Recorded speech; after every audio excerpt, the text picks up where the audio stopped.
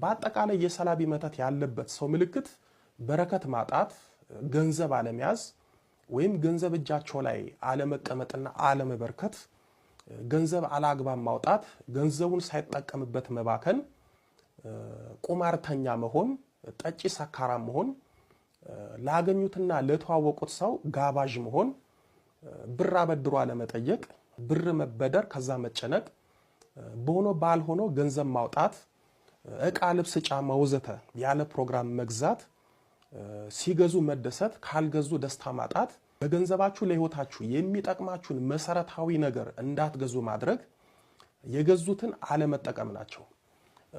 የሰላቢ መተት ያለበት ሰው አእምሮን ስለሚቆጣጠረው የሚፈልገውን ሳይሆን የማይፈልገውን ነገር ያደርጋል።